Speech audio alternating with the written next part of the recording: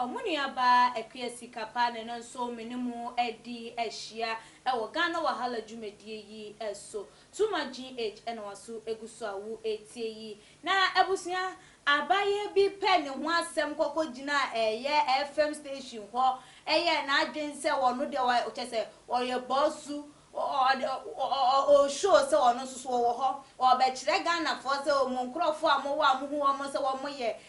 gangsters anase hu wo se wo mo anu wo mo ananya sa na wo mo etiem na abaya no ekoko kan ye a wo wie yi be hwe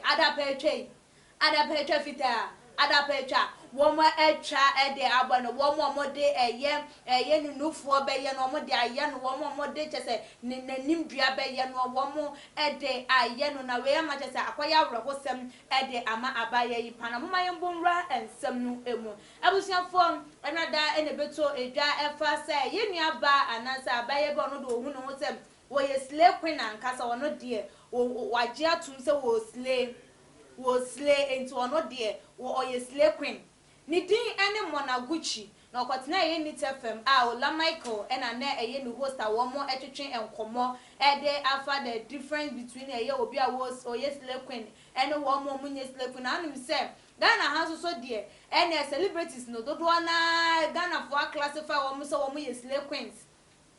just woman nyina wo mo je wo mo home na e wo kuro yi mu kwa ye social media na Twitter wonam Instagram wonam ba bia wo behu wo mo ne wo mo be yi wo mo ato abontin eye wo mo be hyentade nso akata wo mo de asle wo mo be bo adeja de asle susu no wo mo nanso ni nyina Ghana na de ya kan anu atum because so kaka cramp na enya de se wo mo ejai adwuma wo mafam de ato wo mo so nanso abaye de oye na ju so obeba bichirim se bo ha wo ono mo shepe no e bo ono ma chese do all the showcase no enye ne dia obi dia obo on so a wo showcase na ono ane dia ba je sempanifo bi na ta kira wo mo sponsor wo mo na abaye yi ba ye obeka ksa bi ye ne obobon krofo di bebre na no ene dey ama wo mo di pie mu no wo mo hu wo mo se e wo so mo reply abaya no wo mo aba abontina no ena ye nua ba Moyisha woni fia odo wo mo ba bontin aba be keka wo ma dwen e de akira abaya ne se hin ha wo si an den wo ye slay queen ye slay queen na ne chese wo mo classify abaya ne so wonu mum slay queen king kong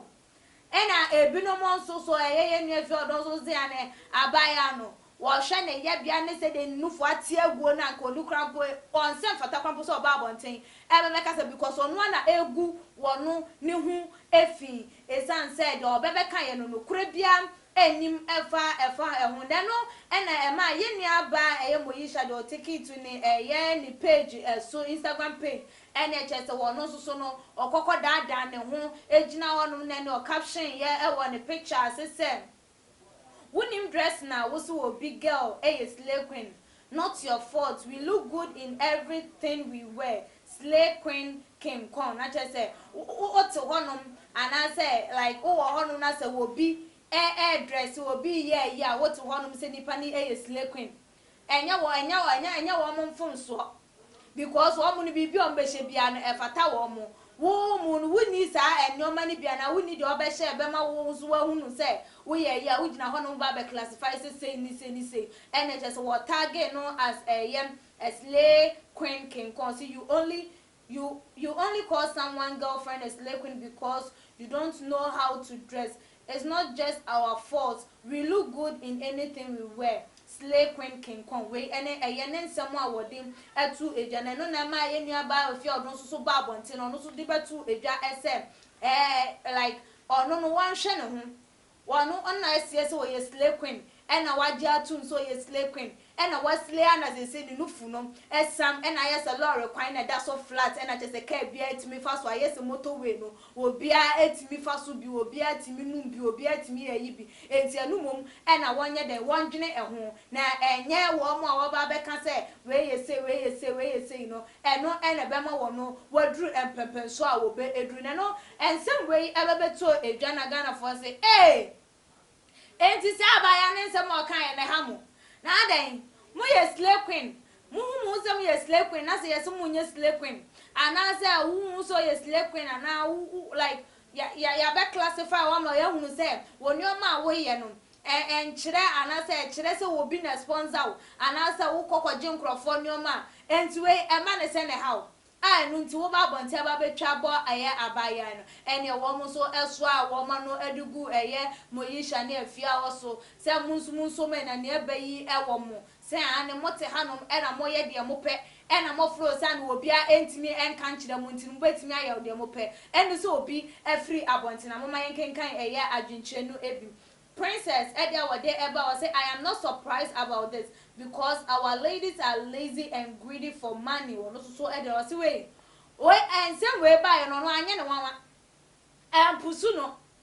Anya ne she. When you say, oh men ya ye way, emuma. Emumei. Ah, one more from more celebrities. Ah, just one more dear. One more dear bomb once of the woman on social media. Any baby,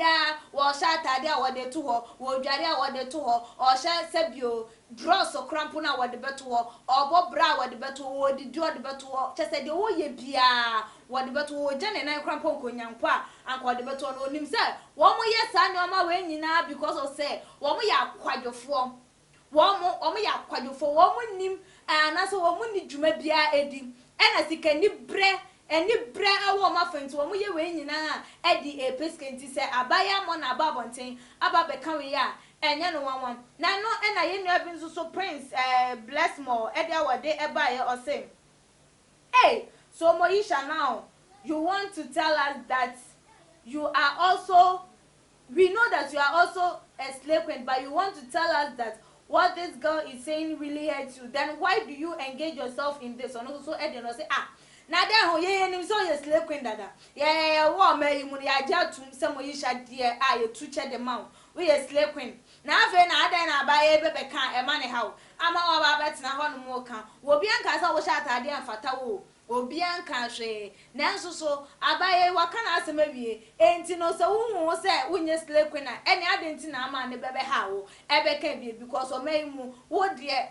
nkanye mo na ko de bayan ka wo de nke ye de watom eye first na so mo na baye wo de Sandra Nkobia mom ene abeto eye first top ones enti no ka unpo de nkani kwase nka ama no hawo ewo ehom Judith Ediode Ebo say our ladies are disgracing us. Now you see those that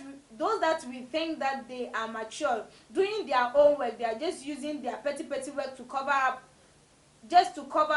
but meanwhile they are after men, sugar daddies, taking money, and our youth are trying hard to work and get to their level. Oh God, have mercy on us. Also share we mu nyina be den o me yetimi akoso nkwadampo etimi enya ni suade hunu pa because wo mo adwuma wo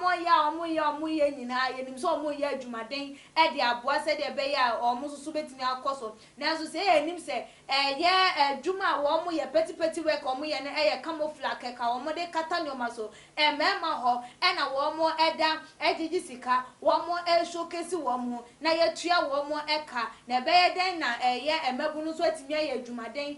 aprese wo mbedru sampempe so na wo mo susu atimi adru because all the time now what the pressure to no so me pese me yeti se nipa so me pese me yeti se obentin enso so no nipa yi de wo ye we bia na woni nti we nyina eka ho bi e na ama pressure e so e wo mayi emu nti Yankopon ehu eye enkwada ne eye future ones no emobo ye de bi so e de wo de e ba ye o say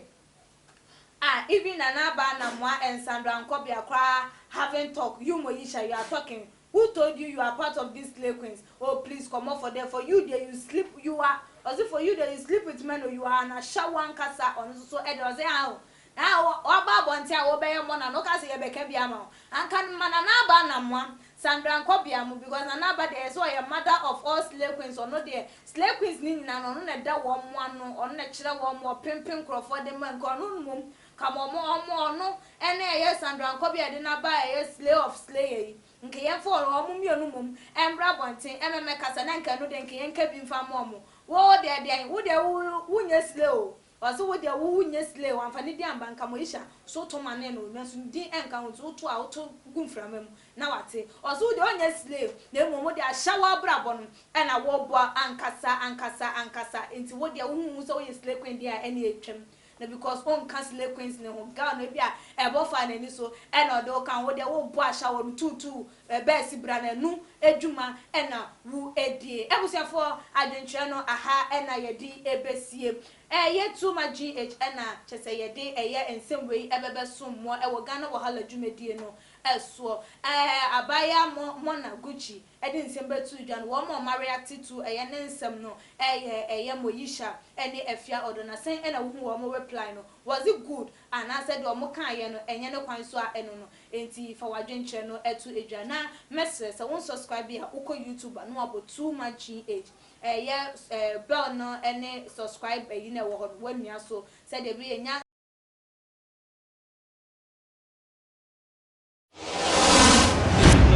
the major prophet kum chacha on say me catch was say bomoden na hwe too much gh on say me kan ye nyene bone pa na kase ye pe wo wiase ya asonden ti na adam wo hu nyame ye no nyam no wo hu ne ma bi a wo hwehwehwehwe e wo other place ne ade kat won na bomoden na be hwe too much gh be hwe na subscribe bomoden o be hwe pe na wa ye subscribe o subscribe subscribe na subscribe na o subscribe a na wo benya ne ma pe a wo pe ne ma papa a wo pe ahwe nyame hira na ewura